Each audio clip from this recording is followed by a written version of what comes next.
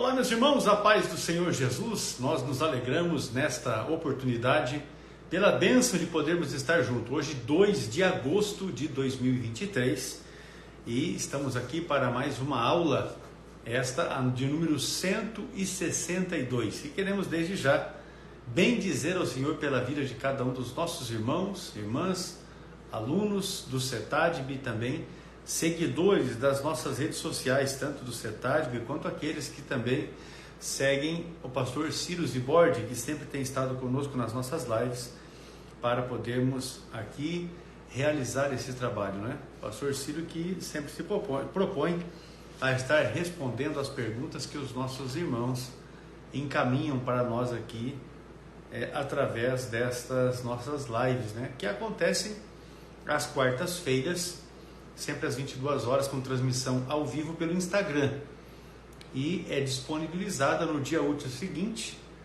através do nosso canal no YouTube, que também é CETADB. Para nós é uma satisfação tê-los aqui.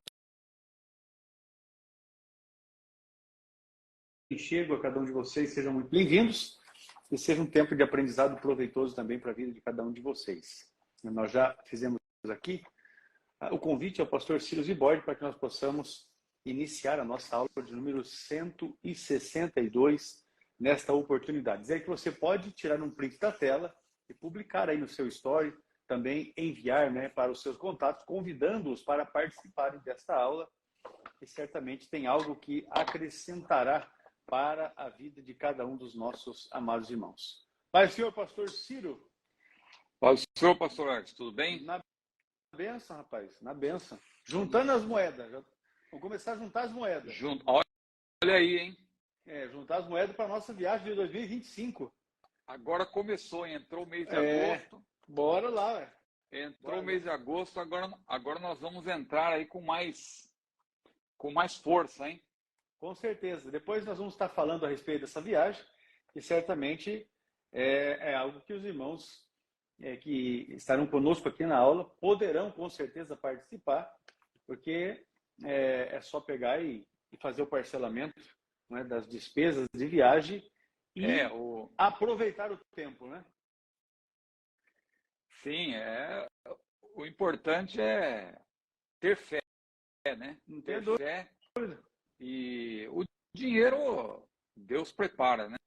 Com certeza. Até porque o parcelamento aí, pelo que eu fiquei sabendo, é a perder de vista, né? Então a pessoa pode já começar a pagar agora e depois, se for o caso, né, dependendo da quantidade de parcelas, a pessoa fica um pouquinho mais pagando. Mas pelo que eu ouvi falar também, o pessoal que vai a primeira vez, depois acaba voltando. Já quer ir a segunda vez e tal, então... Maravilha, mas vai ser uma oportunidade, com certeza, uma oportunidade abençoadora aí para todos os irmãos. Amém.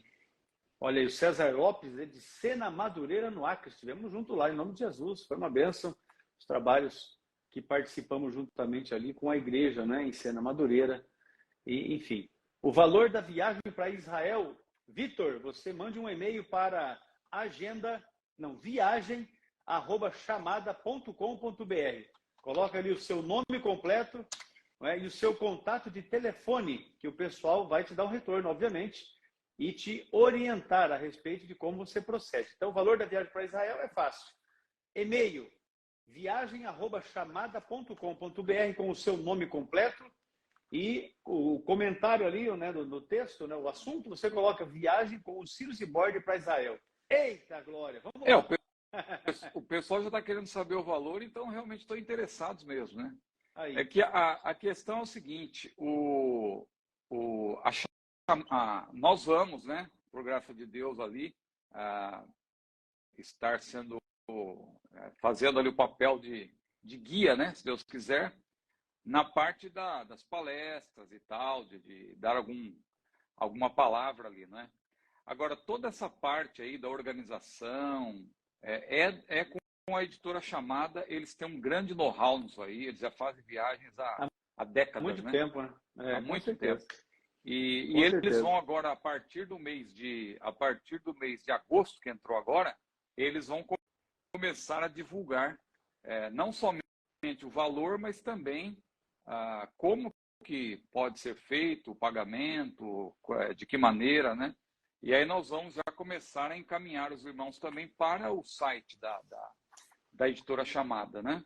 Com Por certeza. enquanto, a gente, só para adiantar, está dando esse e-mail aí, o viagem@chamada, porque com isso eles já têm como fazer um contato, né, com aqueles que estão interessados. Com certeza. O Daniel Flor está perguntando como é que faz para ser aluno do CETAD. Essa é a parte mais fácil. Essa E mais é barato boa. também, com certeza. Eu deixei aqui fixado nos comentários o site do cetadb.com.br. Você acessa o site e ali tem a opção logo na tela inicial para que você faça a sua matrícula como aluno.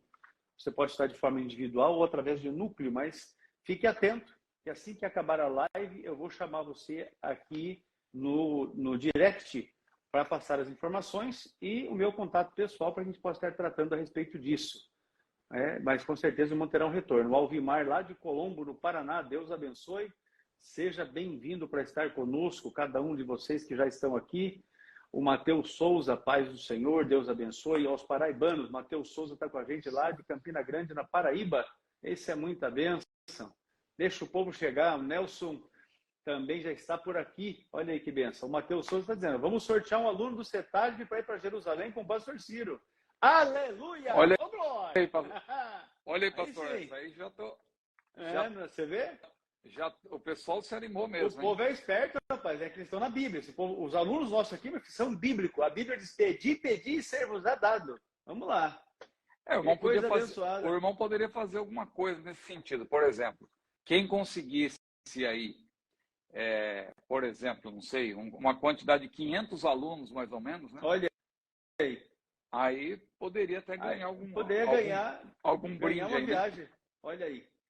O Nelson está dizendo assim, ó, já ama a editora Chamada. Depois das indicações do Ciro, só aumentou. Com certeza tem uns materiais excelentes. Eu fiz a assinatura da revista, não é?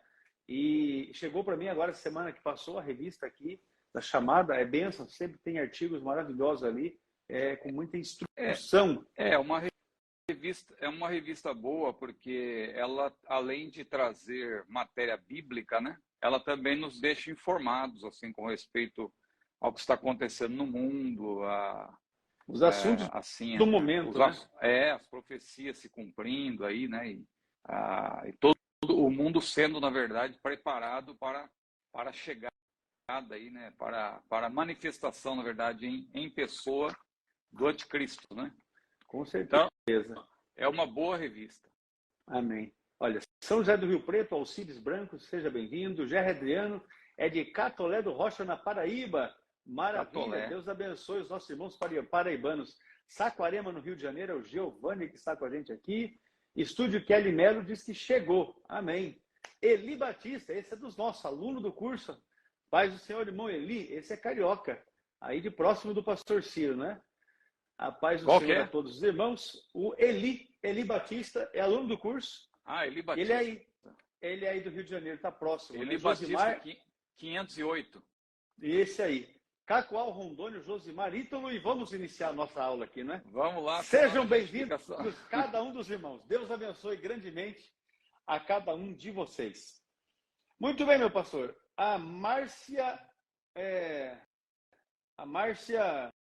Teófilo, tem um outro sobrenome aqui que ficou complicado de entender, fez uma pergunta que, na verdade, ficou sendo a última da aula anterior, que nós tivemos tempo para responder. Só informando, hoje nós estamos em Apucarana, viu? Estamos aqui nos estúdios do CETAD, a partir de Apucarana, né? Mas nem por isso deixamos de fazer menos, né? Só aí não estamos viajando, é mais cômodo, vamos por assim. Pronto. O Gabriel Fraga chegou ali também. Com certeza, fica muito fácil. A internet aqui é até um pouco melhor. Maravilha. Pois é, a internet aí... Porque na estrada, as 2 vezes que eu tentei fazer, eu só consegui fazer com 4G.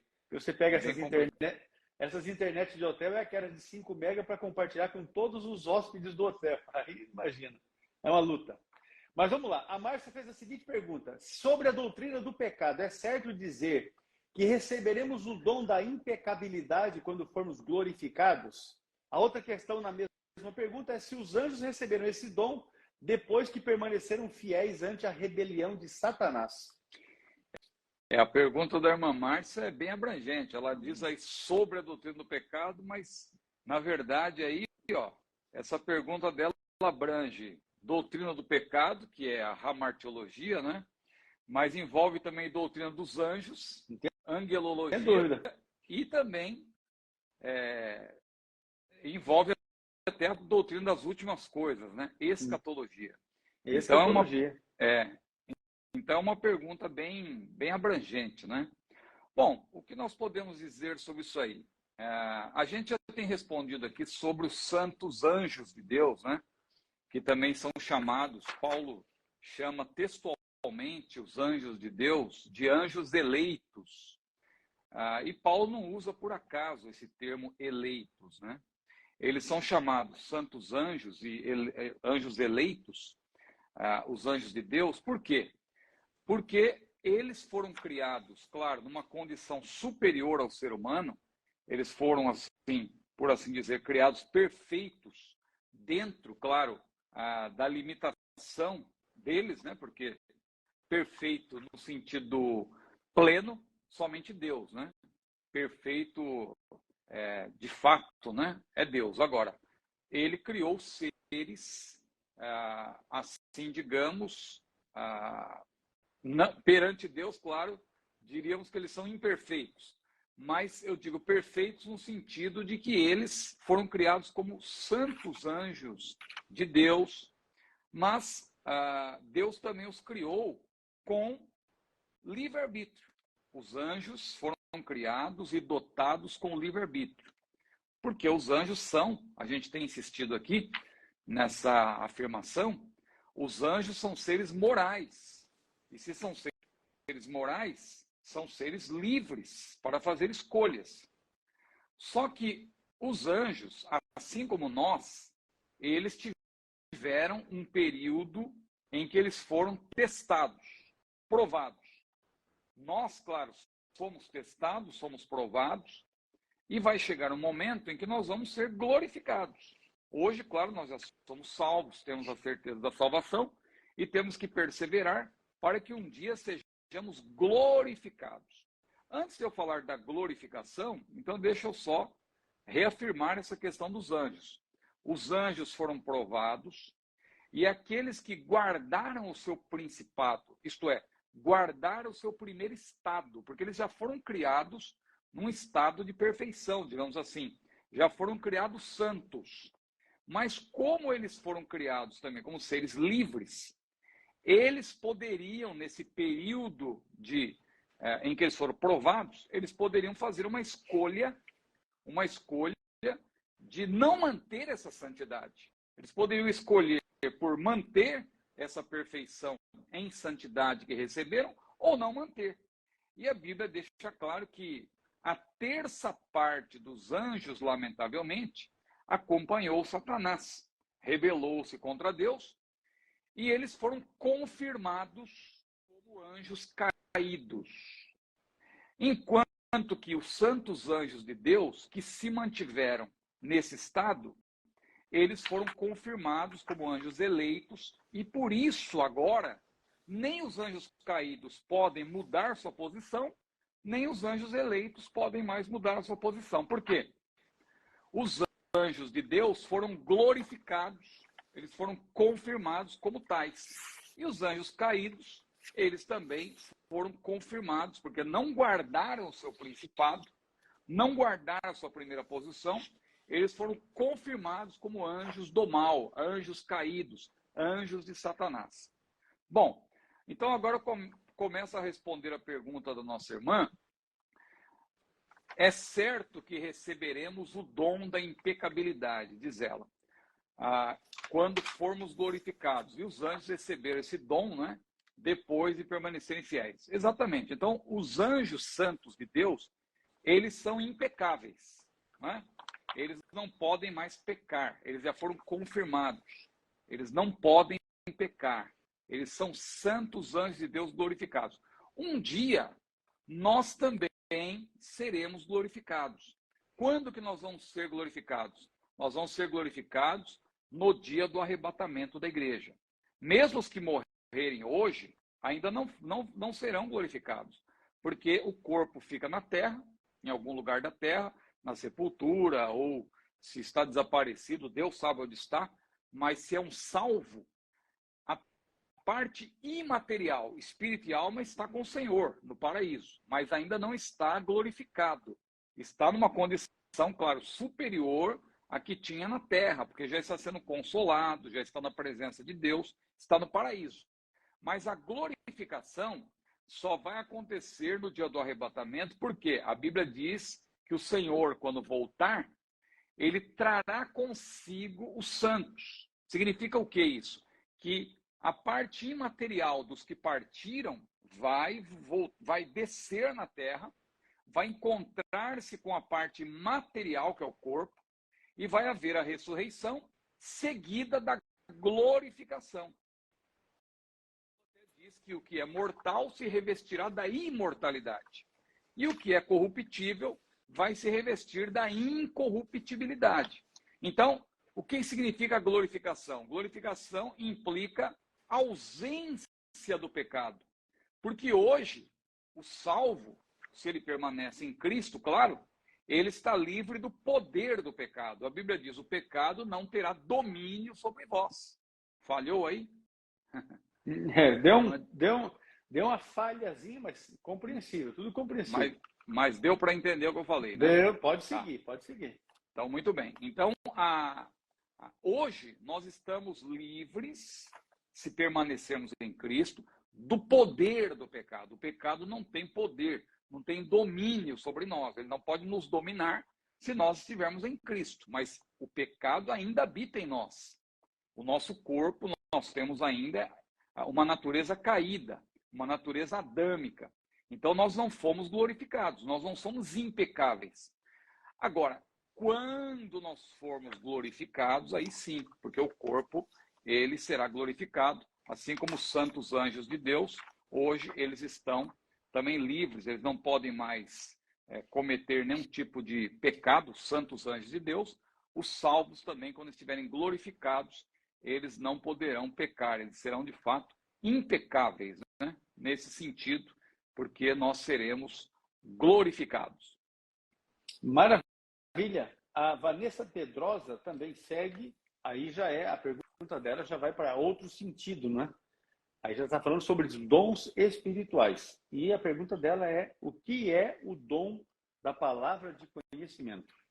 Maravilha. Passamos aí já pela antropologia e também soteriologia, né? Porque, aliás, passamos pela ramartiologia e também soteriologia, porque mostramos o outro lado da moeda, angelologia e também escatologia. Agora vamos para pneumatologia, mais precisamente paraclitologia, né? Porque você sabe que a paraclitologia está contida na pneumatologia. A pneumatologia é um estudo mais amplo, né, do Espírito Santo, enquanto que a paracletologia é aquele estudo mais específico das ministrações do Espírito Santo. Então, a pergunta é sobre o dom palavra do conhecimento. Deixa eu só acrescentar uma informação, pastor. Essa disciplina ela é aplicada no curso teológico do CETAD no módulo de Teologia Sistemática 2, que estuda sobre a Trindade, inclusive o material que você escreveu para o curso e que também gravou as videoaulas. E isso é imprescindível para a formação teológica de alguém. Ainda que nós recebemos aqui, ainda essa semana, um aluno que está se transferindo de uma outra escola para o CETAD e o histórico da escola onde ele estava estudando não ensina as teologias sistemáticas e também não ensina a Bíblia. Ensina até demoniologia, mas não ensina as teologias sistemáticas e nem Bíblia.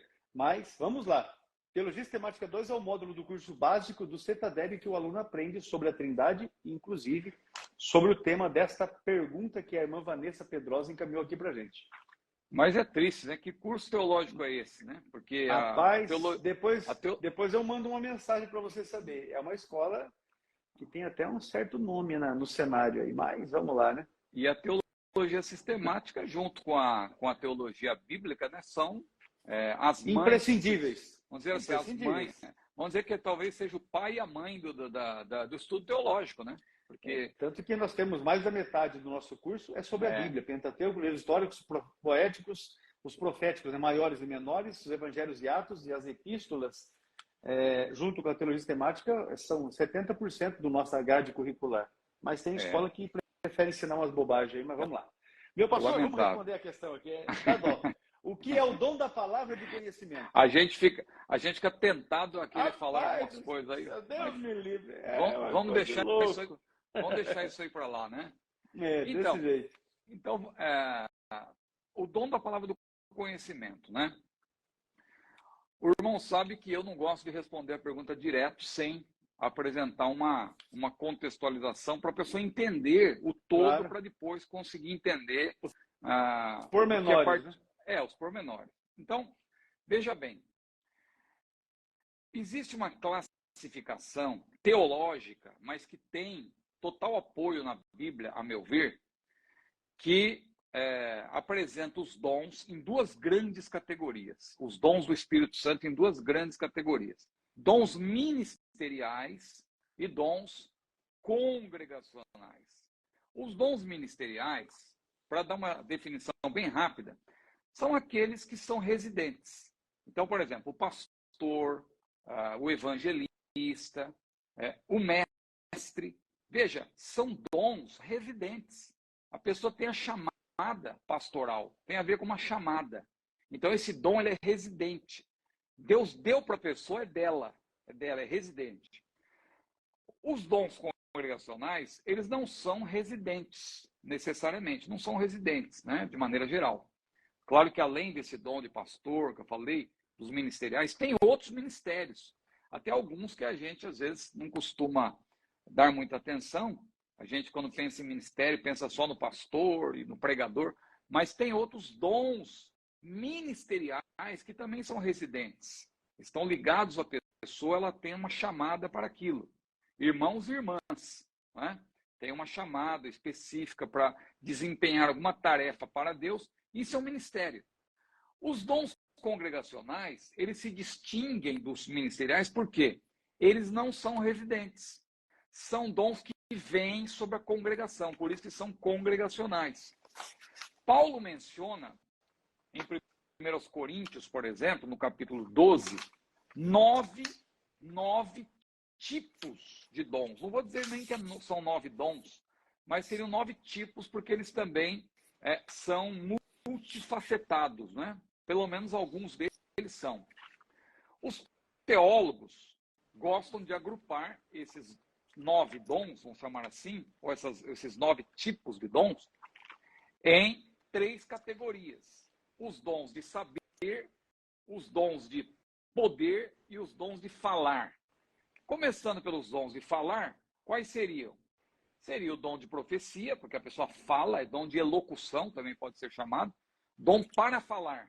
Profecia, que não é a pregação.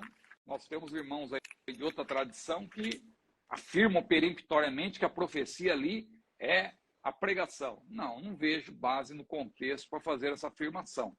A pregação ela é bem definida no Novo Testamento, e quando a Bíblia fala da profecia, é dom de profecia, não é pregação. É uma mensagem inspirada pelo Espírito Santo, que qualquer um da congregação, cheio do Espírito Santo, pode ali ser usado. É um dom que vem sobre a congregação. Por isso que Paulo falou, procurai com zelo os melhores dons, principalmente o de profetizar. Não é principalmente o de pregar. Ali é profetizar mesmo, é profecia. É o dom de profecia, é o ministério, aliás, é o dom de profecia. Não deve ser confundido com o ministério do pregador. Aí sim, pregador profeta, que Paulo menciona lá em Efésios 4:11, e também em 1 Coríntios, capítulo 12, lá no final, nos versículos 38, 39, aí ele menciona, sim, o profeta como pregador. Mas aí, em 1 Coríntios 12, 1-11, não. Aí é profecia mesmo, dom de profecia. É transmitir uma mensagem profética para edificação, consolação e exortação, né? Então, os dons de falar, profecia, a variedade de línguas, as línguas têm várias finalidades. A primeira delas, claro, é a evidência inicial do batismo no Espírito Santo, mas também as línguas edificam aquele que recebeu o dom, esse dom de línguas no momento em que foi batizado no Espírito Santo. Mas tem um outro dom, que é a variedade de línguas. Por que é diferente das línguas para edificação pessoal? Porque na variedade de línguas, você tem, junto com um terceiro dom, que é a interpretação das línguas, você tem aí, claro, conectando-se variedade de línguas com interpretação, você tem um dom equivalente à profecia, né?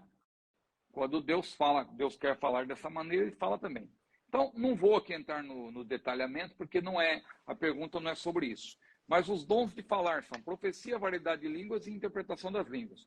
Os dons de poder, Paulo menciona o dom da fé, dons de curar e dom de operação de maravilhas. Também são 3 modalidades.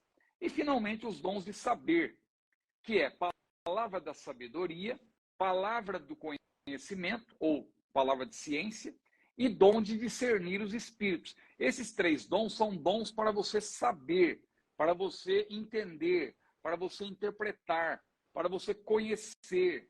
Então, tanto a sabedoria como o conhecimento, são 2 coisas diferentes, manifestam-se mediante uma palavra que é dada pelo Espírito Santo. Então, observe que quando você fala de palavra da sabedoria ou palavra do conhecimento, não é sabedoria e conhecimento propriamente ditos. Porque a pessoa tem sabedoria, tem conhecimento que tem recebido do Senhor, o servo de Deus que medita na palavra, a serva do Senhor que busca a Deus o tempo todo, está orando. A Bíblia mesmo diz, se alguém tem falta de sabedoria, peça a Deus que a todos dá liberalmente, não nasce rosto, disse Tiago. Então nós podemos obter sabedoria aprendendo, orando. Isso é uma coisa. O dom da palavra da sabedoria não é a sabedoria propriamente dita, mas é um dom que é uma palavra. A pessoa recebe uma palavra da parte de Deus de sabedoria para transmitir, para receber e também para transmitir. No caso da palavra do conhecimento, a mesma coisa. Lembrando que sabedoria e conhecimento agem conjuntamente, mas são distintos na sua definição. O que é o conhecimento? É aquilo que você adquire através do estudo, também ouvindo alguém e tal, a vivência, você vai obtendo conhecimento, vai acumulando conhecimento. A sabedoria é o quê? É a habilidade para você usar esse conhecimento que você tem. É saber usar, porque tem gente que tem conhecimento, mas não sabe usar. Usa de maneira adequada, usa para exibir-se, usa prolixamente e também acaba não sendo eficaz na sua abordagem. Falta muitas vezes sabedoria. Então, veja, a sabedoria é muito importante para equilibrar aí com o conhecimento, para fazer a pessoa saber usar o seu conhecimento. Quando a Bíblia fala de uma palavra de conhecimento, não tem a ver com o conhecimento que você já tem, com o conhecimento que você já adquiriu, mas é uma palavra, é ali uma centelha divina, é uma ideia que é dada pelo próprio Espírito Santo no momento que você está estudando a palavra ou no momento que você está pregando. Já aconteceu muito comigo isso, que às vezes eu preparo um assunto, eu estudo, eu leio vários livros e não me vem determinada revelação que só vem às vezes na hora da pregação. Eu estou pregando, me vem uma ideia que não tinha vindo. Eu atribuo isso a uma palavra de conhecimento, entendeu? Então, é uma palavra que o Espírito Santo dá, é um dom que vem sobre a congregação. Pode vir sobre o pregador, mas pode vir sobre qualquer pessoa da congregação que dê lugar para o Espírito Santo, que seja cheia do Espírito, porque é um dom congregacional, não é residente, não é meu. Eu não posso chegar e dizer, eu tenho a palavra, olha, vou fazer uma live aqui agora porque eu tenho o dom da palavra da sabedoria. Totalmente equivocado, porque ninguém detém o dom da palavra da sabedoria, nem detém o dom da palavra do conhecimento. A pessoa pode ser usada com certa frequência, se ela for fiel, se ela der lugar, mas não esse tipo de profeta de internet aí, porque você vê que isso aí está sendo usado pela carne, né? Ele acha... Revelamento, né? Quando ele coloca as pessoas em torno de si, começa a achar, eu sou profeta fulano de tal, e ele acha que pode profetizar a hora que ele quer, que é um erro também, porque o Espírito Santo distribui particularmente como ele quer, não é a hora que eu quero, não sou eu que marco o horário. Ora, eu vou profetizar agora na madrugada, eu vou profetizar. Não, não é você que diz que vai profetizar, é o Espírito Santo que dá. Se você acha que pode controlar o Espírito Santo, você está enganando-se a si mesmo e enganando muita gente que cai nessa conversa aí, né? Agora, eu posso estar aqui nessa live agora e Deus pode me dar uma palavra profética. Deus pode me dar uma palavra de conhecimento, uma palavra de sabedoria, e às vezes eu nem percebo e sou usado por Deus. E Deus vai falar com você. É assim que Deus usa. Não é desse jeito. Eu sou profeta de Deus, agora eu vou falar e tal. E se prepare aí, manda o Pix aí que você vai ver que a profecia vai ser melhor ainda e tal. Cuidado, meu irmão, cuidado, minha irmã. Não embarque nessa canoa furada. Há muitos enganadores e muitos enganados. Só Com tem certeza. enganadores porque está cheio de enganados também, que estão dando ouvidos, né, a esses enganadores. Mas, pastor Ex, eu creio que o que eu poderia dizer Está é isso. esclarecida a questão. A palavra do conhecimento é uma palavra de conhecimento. Não é o conhecimento propriamente dito. É uma palavra proveniente do Espírito Santo. Dentro do contexto ali, 1 Coríntios 12, 1 a 11, claro, é uma palavra que o Espírito Santo dá para você pregar, ensinar, ou talvez mesmo quando você está meditando, preparando uma aula da escola dominical, vem uma inspiração, porque a Bíblia diz que aquilo que o olho não viu, o ouvido não ouviu e jamais subiu ao coração humano, são as coisas que Deus tem preparado para aqueles que o amam. Mas Deus nolas revelou, diz a Bíblia, pelo seu Espírito, que penetra todas as coisas, até mesmo as profundezas de Deus. Então, quando você tem comunhão com o Espírito Santo, ele revela para você muita coisa, mediante, muitas vezes, uma palavra de conhecimento. Muito bem, meu pastor. Maravilha. Deixa eu pegar aqui, ó. A Alana Cavalcante mandou uma pergunta com base em Zacarias capítulo 8, versículo 5.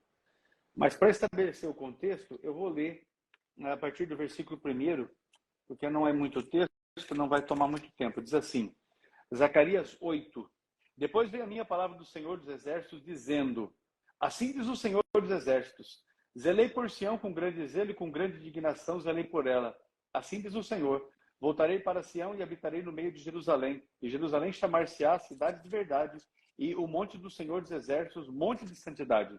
Assim diz o Senhor dos Exércitos, ainda nas praças de Jerusalém habitarão velhos e velhas, levando cada um na mão o seu bordão, por causa da sua muita idade.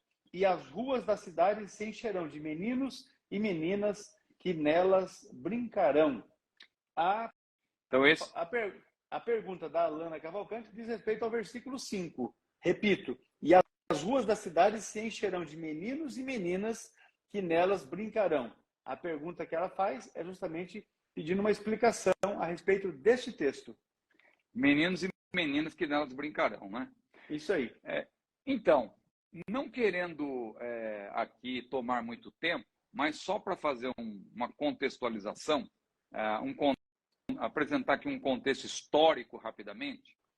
Zacarias, o autor desse livro profético, né, que faz parte dos profetas menores, ele foi um sacerdote que voltou a Israel com seu pai e também seu avô no primeiro retorno da Babilônia com Zorobabel, né? É importante dizer o seguinte, que Judá, o reino de Judá, ele foi levado para o cativeiro em 3 levas, né? Grosso modo. Claro que houve outras pequenas levas que a gente às vezes não computa, porque houve 3 grandes levas a partir do ano 606 ali e tal.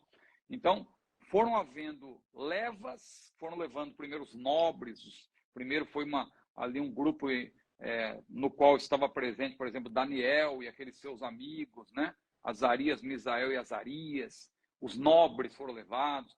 Depois teve os profetas ali, que foram alguns também, o próprio Ezequiel.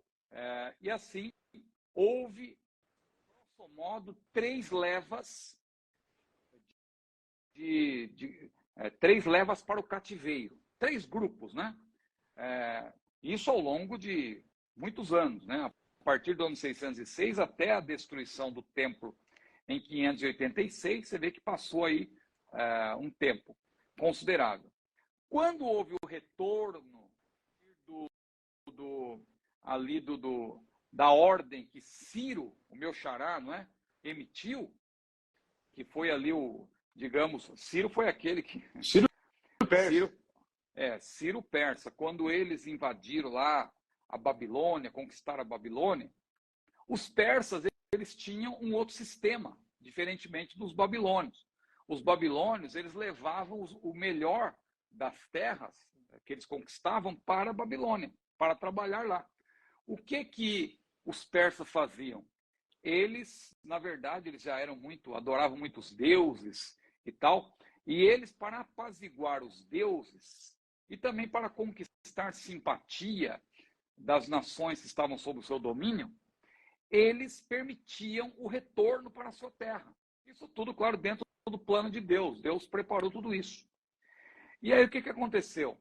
Acabou havendo o retorno, quando o Império Medo-Persa se estabeleceu, substituindo o Império Babilônio, eles permitiram o retorno dos judeus, especialmente, mas dos israelitas, de modo geral, né? Porque as 12 tribos são mencionadas ali também, porque o plano de Deus era restabelecer Israel como um todo, mas especialmente os do reino de Judá retornaram também em 3 levas. Se houve, na verdade, 3 levas alusivas à deportação, exílio? A deportação, ao exílio, exatamente, era essa palavra que eu queria usar, ao exílio, ao cativeiro, né? Se houve 3 levas relacionadas com o cativeiro, também houve 3 levas quanto ao retorno. Então, em 538, houve a primeira leva.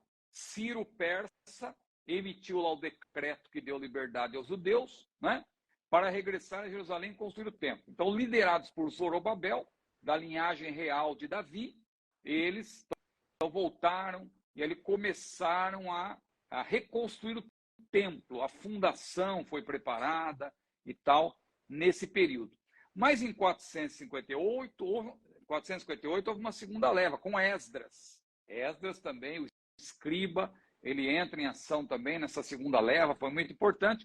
E, finalmente, em 445, a última leva com Neemias. Esdras, claro, ele foi o escritor, né? Ele foi o autor, muito possivelmente, tanto de Esdras como de Neemias. Ele se valeu das memórias de Neemias, porque Neemias, ele fala, no seu livro, ele fala em primeira pessoa, como se fosse ele. Mas, segundo os eruditos, o autor é o próprio Esdras, né? Que valeu-se das memórias de Neemias. Mas, então, eu quis apresentar resumidamente 3 levas. Zorobabel, a primeira, ali para preparar o fundamento do templo. Depois veio também Esdras, em 458, ali, depois da conclusão da obra, porque a obra do templo ficou um tempo parada ali, e depois ela foi retomada. E em 445, Neemias também vai lá para restaurar os muros, porque o templo estava de pé, mas cada um cuidava da sua própria casa e tal, e foi fundamental ali também a profecia de homens de Deus, ali como o próprio Zacarias, né? Que havia profetizado. Mas é importante dizer, então, que Zacarias ele volta para Jerusalém nessa primeira leva, né? Nessa primeira leva, ali de acordo com Neemias, se nós pudéssemos ler, acho que talvez seja interessante ler Neemias capítulo 12, versículos 1 a 4, e depois o versículo 16, a gente vê a menção de Zacarias aí, que era também sacerdote. Então, Neemias menciona aí Zacarias. Neemias 12, 1 a 4 e depois do 16.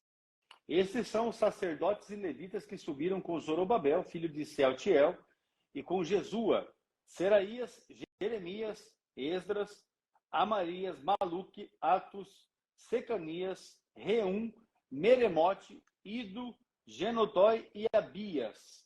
Verso 16. De Ido Zacarias, de Gineton, Mesulão.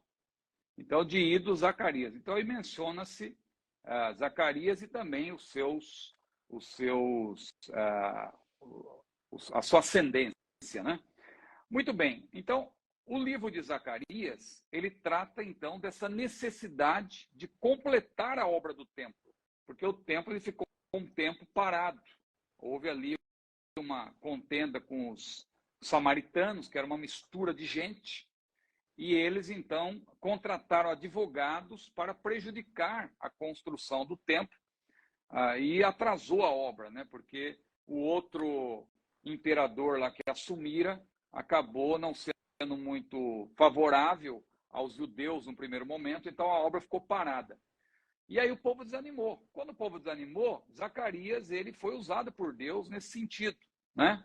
Então, se fôssemos dar um esboço do livro de Zacarias com duas partes gerais, essas partes seriam as seguintes. Primeira parte, capítulos 1 a 8, preparação de Israel para o reino do Messias, né? Só que o Messias só vai reinar na sua segunda vinda. Os profetas eles não distinguiam isso. Essa que é a grande questão.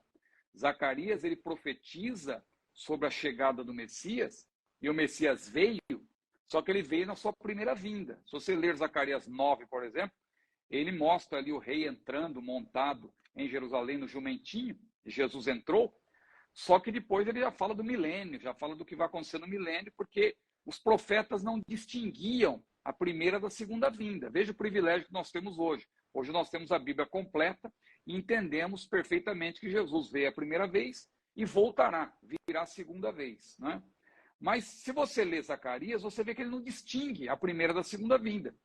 Então, essa passagem, eu estou dando toda essa explicação para entender o seguinte: existe o que nós chamamos em hermenêutica de dupla referência. Há textos que têm um certo cumprimento parcial, mas não é ainda o cumprimento final. É o caso desse texto aí. E foi até bom que o irmão leu os versículos anteriores ao versículo 5, porque eles mostram exatamente isso.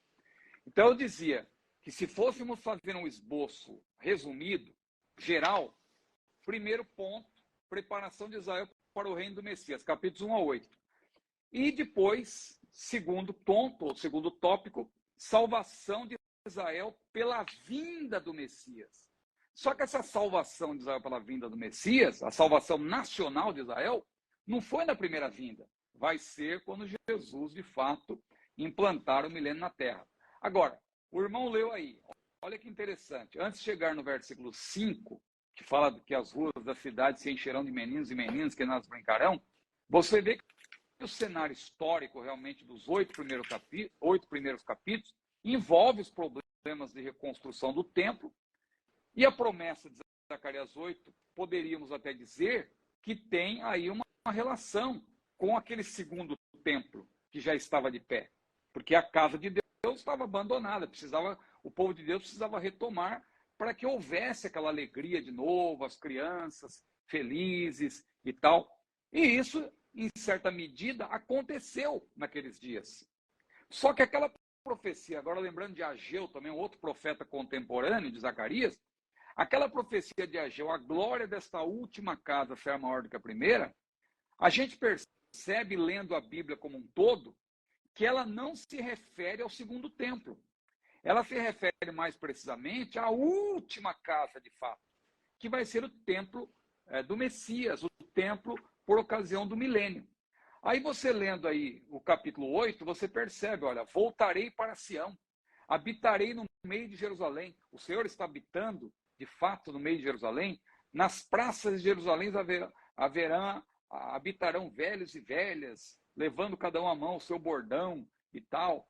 Isso aí, há muita idade, também isso fala até de longevidade, que é uma característica também do milênio, quando o Senhor vai habitar, como diz a profecia, e voltarei para Sião e habitarei no meio de Jerusalém, e Jerusalém chamar-se-á a cidade da verdade, o monte do Senhor dos Exércitos, o monte santo, e isso tem o seu cumprimento final, de fato, no milênio. Então, a pergunta é se os senhores podem explicar para mim o texto. A explicação ampla nesse sentido, é importante para você entender que esse versículo ele pode ser considerado como aqueles versículos de dupla referência, porque houve essa alegria das crianças, já por ocasião do segundo tempo, mas será muito maior quando o Senhor estiver reinando no milênio. Aí a glória desta última casa, como disse Ageu, será maior do que a primeira. Muito bem. Importante você mencionar essa situação, porque não é a glória da segunda casa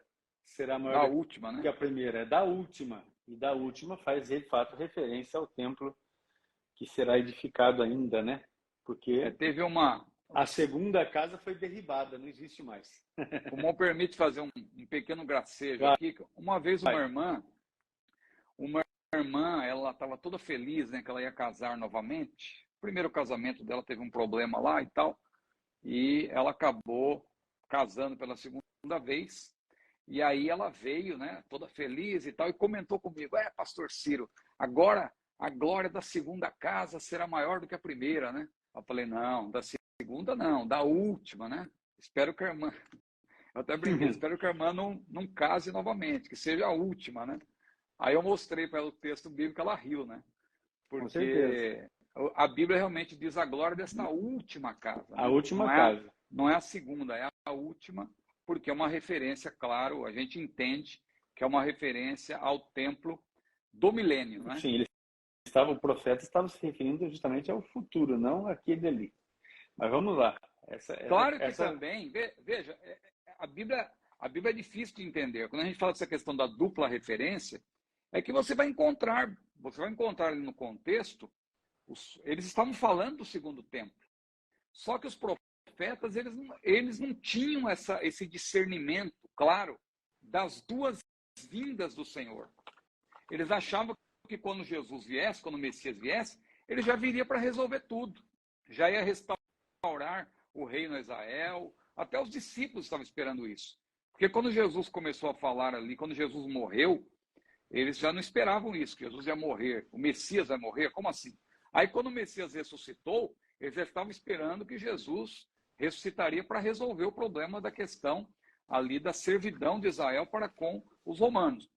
Aí quando Jesus diz que ele vai subir e o Espírito Santo vai estar no meio deles, aí eles falam: restaurarás tu nesse tempo o reino a Israel? Né? Eles já estavam aguardando ali, e aí Jesus falou: não vos pertence saber os tempos ou as estações que o Pai estabeleceu para o seu próprio poder, ou seja, é algo que está guardado realmente para o futuro. Maravilha, mas é importante essa menção, porque esclarece uma questão que não faz parte do nosso temário, mas que também é algo importante aí aos nossos irmãos. Até porque tem um hino que se canta muito, né? E tem até eventos que se realizam nas igrejas que o tema é esse texto com essa observância errada, né? Da referência. Glória da segunda casa, né? Mas vamos lá, vamos avançando aqui no nosso temário. Aleluia! Jesus é bom! O Edson é vereador, tá? E ele está dizendo Olha, aqui, Edson, vereador oficial. Ele fez a pergunta que envolve a salvação dos indígenas. Com relação aos índios que não ouviram a pregação, serão condenados? Então, a salvação, é importante a gente dizer, eu sempre tenho enfatizado isso aqui, a salvação ela é pela graça, né? Então, sempre não é foi pela graça. Sempre foi pela graça e sempre será pela graça. Não existe salvação fora da graça de Deus, não existe salvação fora da obra de Jesus. Mesmo salvos do Antigo Testamento, eles foram salvos antecipadamente pela obra que Jesus ainda realizaria. Então, Deus, a gente sabe que Deus se revela pela palavra, mas ele também se revela pela criação e pela própria consciência. Com respeito à criação, a Bíblia diz lá em Romanos, capítulo 1, versículo 20, que as coisas invisíveis de Deus, tanto o seu eterno poder como a sua divindade, se entendem e claramente, não obscuramente, claramente se veem pelas coisas que estão criadas. Ou seja, quando alguém olha para a criação e ainda diz que isso aí veio do nada, que isso aí é obra do acaso, é uma obra de rebelião da pior possível, porque não tem como você negar que existe um Criador por detrás de tudo isso que a gente vê. A harmonia perfeita que existe na natureza, tudo funcionando como Deus estabeleceu e tal. Não há como, mas tem pessoas que têm o coração duro. Só que o texto de Romanos 1:20 diz que eles vão ficar inexcusáveis. Naquele dia ninguém vai poder dizer, olha, eu não soube de nada e tal, mas Deus tem se revelado também pela natureza. Então, mediante isso, a gente já pode aí ter uma ideia a respeito dessa questão daqueles que nunca ouviram a pregação do Evangelho. O Evangelho, de fato, alguém dizer, olha, quem crer e for batizado será salvo, quem não crer será condenado, Deus amou o mundo de tal maneira que deu o seu Filho unigênito, é preciso crer em Jesus. Se a pessoa morreu sem ter oportunidade de ouvir o Evangelho claramente, Deus também se revela pela natureza, e aí depende da pessoa como que ela vai agir ao receber essa revelação da parte de Deus, porque Deus se revela por meio da natureza também, por meio da criação. Deus também se revela, a Bíblia tem um texto que é muito emblemático, se o irmão puder ler, por gentileza, é um pouco extenso, mas Romanos 2, versículos 12 a 16, o irmão poderia ler, por gentileza? Romanos 2, 12 a 16. Porque todos os que sem lei pecaram, sem lei também perecerão, e todos os que sob a lei pecaram, pela lei serão julgados. Porque os que ouvem a lei não são justos diante de Deus, mas os que praticam a lei hão de ser justificados. Porque quando os gentios que não têm lei fazem naturalmente as coisas que são da lei, não tendo eles lei, para si mesmos são lei, os quais mostram a obra da lei escrita no seu coração, testificando juntamente a sua consciência e os seus pensamentos, quer acusando-os, quer defendendo-os, no dia em que Deus há de julgar os segredos dos homens, por Jesus Cristo, segundo o meu evangelho. Então, aí a gente vê então o seguinte, que existe, além dessa revelação pela natureza, pela criação, Deus se revela também para o ser humano, mediante a própria lei de Deus que foi injetada, né, na consciência do ser humano. Foi como se fosse uma memória ali, o computador tem a chamada memória ROM, não é isso? Tem a memória RAM e tem a memória ROM, não é? Como que é? ROM é Random Only Memory, né? Ou seja, é aquela memória que vem do fabricante, é aquela memória que não é alterada. E a memória RAM é a memória que, por exemplo, o HD e tal, que você pode alterar, você pode colocar informações, pode apagar e tal. É uma memória que pode ser alterada. Deus colocou no ser humano uma espécie de uma memória ROM, a memória que vem do fabricante, que não pode ser alterada, que é uma partícula de Deus no ser humano. É como se fosse a consciência, que Paulo diz aí, quer acusando, quer defendendo.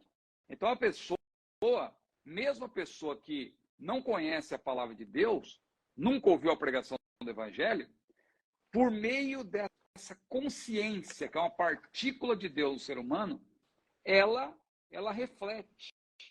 Isso que eu fiz está errado. Isso. Então, Deus também se revela dessa maneira ao ser humano. Bom, diante disso que eu falei, eu só posso dizer o seguinte, com respeito ao julgamento daqueles que nunca ouviram a pregação do Evangelho e partiram para a eternidade sem ter oportunidade, partiram para a eternidade sem ter a oportunidade de ouvir a mensagem do Evangelho, eles vão ser julgados de acordo, claro, se eles morreram salvos, aí é outra coisa, né? Porque a gente não sabe dizer também quem de fato morreu salvo, quem morreu perdido. Salvação é com Deus.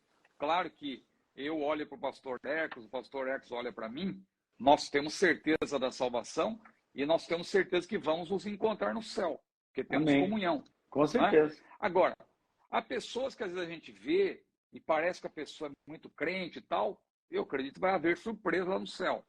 E aqueles que às vezes a gente acha que não vai estar lá, pode ser que esteja, porque salvação é um negócio com Deus, né?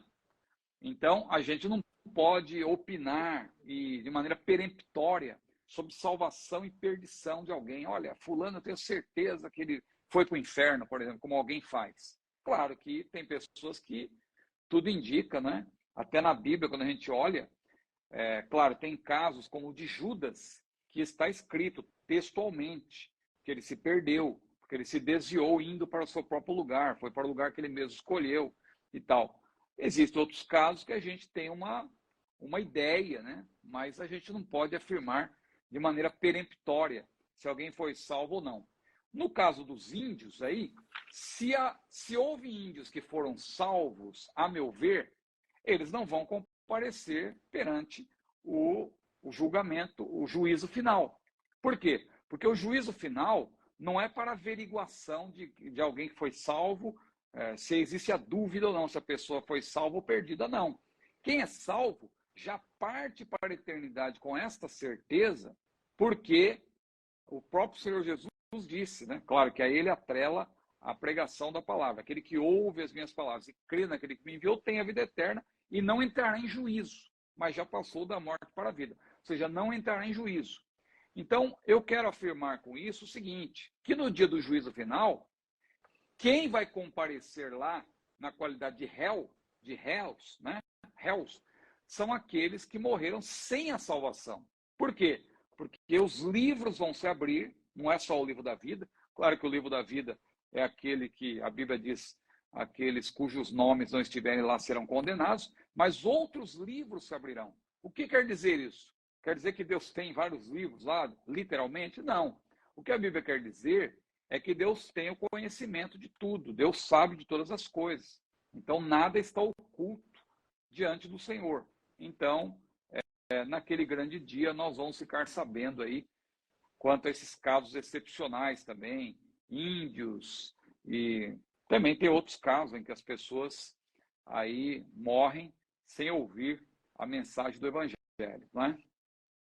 Maravilha, meu pastor. E eu vou dizer para você, nós vamos encerrar com essa e vamos deixar para a próxima. Então, aqui segue, ó. Quando o templo de Salomão foi destruído, a Arca da Aliança foi extraviada. Em Apocalipse 11:19 faz menção da Arca da Aliança. É a mesma arca? Vai ficar para a próxima semana essa. Tem como ser batizado com Espírito Santo e fogo sem a evidência de falar em línguas estranhas? Essa para a próxima semana. Por que Deus iria criar alguém para ser lançado no inferno se o que afasta o homem de Deus é o pecado? Olha só, a próxima semana vai estar joia e você não pode perder. Pastor Ciro, as suas considerações. Sim, pode falar. Perguntas muito boas, né? Não tenha dúvida. A nossa próxima aula de número 163, quarta-feira próxima, já está imperdível. Com a palavra, muito bem, pastor. Eu quero agradecer pela oportunidade, né? E a gente, se Deus quiser, aí estaremos juntos na próxima semana. E lembrando os irmãos também sobre a nossa viagem para Israel em junho de 2025. Os irmãos que desejarem ir conosco para Israel, se Deus quiser, o pastor Ecos também vai, né? Vamos ter uma representação aí de professores e alunos do nosso CETAD, já houve alguns também que hoje me disseram que tem o desejo de ir, até o pastor Evandro também manifestou hoje o desejo de estar lá, né? Então, se você deseja, é em junho de 2025. Tem todo o ano de 2024 ainda, o ano de 2023 ainda está praticamente, agora que entramos na segunda metade, né? Então você tem aí tempo para se programar, né? Então vai ser uma viagem muito boa, vamos para Jerusalém, se Deus quiser, 6 dias em Jerusalém, imagine você andando lá pela Via Dolorosa, Monte das Oliveiras, jantando lá em Jerusalém, que maravilha, hein? Tomar um cafezinho sem açúcar tomando lá, aleluia. Cafezinho sem açúcar lá, oh, que maravilha. Depois vamos para Galileia, vamos passar antes por Cesareia Marítima e tal. Olha, é um lugar maravilhoso e vamos ter em todos esses lugares momentos para uma pausa para a gente falar um pouco da palavra de Deus no lugar, nos locais. Também, claro, ter o túmulo de Jesus, aqueles que supõe-se, né, que ali onde ele esteve e tal. Então vai ser uma bênção. O e-mail, então, está aí, ó, viagem@chamada.com.br. Você coloque lá o seu nome e o seu telefone e a editora Chamada vai lhe informar precisamente o que você precisa fazer para estar conosco, se Deus quiser, em Jerusalém. Pastor Ecos, que Deus abençoe o irmão, Maravilha. a irmã Eliane, toda a nossa equipe do CETAD aí em Apucarana e todos os nossos professores e alunos espalhados pelo Brasil e pelo mundo. Maravilha. Que Deus abençoe mais e mais o nosso CETAD. Glória a Deus. Hoje é aniversário do Mateus Aciano Neto, um dos nossos irmãos que trabalham no atendimento dos alunos que fazem o curso de forma individual. Hoje está completando 23 anos de idade, o moço. Está aí, uma benção muito, muito grande. Muito bom ter ele trabalhando com a gente aqui. A equipe é abençoada. Essa semana promete, né? Dia 5 agora é aniversário do Diego. E vamos lá. Benção. Diego. Pastor Ciro, satisfação grande, meu pastor. Estamos aí à disposição. Amém. E a gente segue servindo a Deus, fazendo a obra do Senhor com alegria. E você que está aqui assistindo essa aula, se você deseja ser aluno do CETAD, porque ainda não é, eu vou deixar aqui para ti, ó, o WhatsApp da secretaria. Está aí, ó, quer ver só? Prontinho. Vou deixar ele fixado aqui. Você tira um print da tela, você vai ter o contato do WhatsApp da secretaria do CETAD para você solicitar informações a respeito do curso, qualquer um deles. Curso de teologia de nível básico, médio, avançado, o bacharel livre em teologia, curso para a formação de obreiros, curso para discipular de novos convertidos, curso de perguntas escatológicas também, o curso para a formação de jovens pentecostais, o curso para a formação de educadores cristãos e o último lançado foi o curso para casais, lar cristão e a vida conjugal. Qualquer uma das modalidades de curso do CETAD, através desse WhatsApp que está fixado aqui, você vai ter as informações pelo nosso companheiro Elton Rivellini, que é um dos que trabalham conosco aqui também. Meus irmãos, Deus os abençoe em Cristo Jesus. Nós vamos ficar aqui sempre à disposição dos irmãos. O irmão que no comecinho da aula perguntou ali informações a respeito do curso, na sequência eu vou chamar o irmão aqui no direct e já dar as informações para ti. Deus abençoe, na paz do Senhor. Até quarta-feira próxima, se Deus quiser e Ele quer. Amém.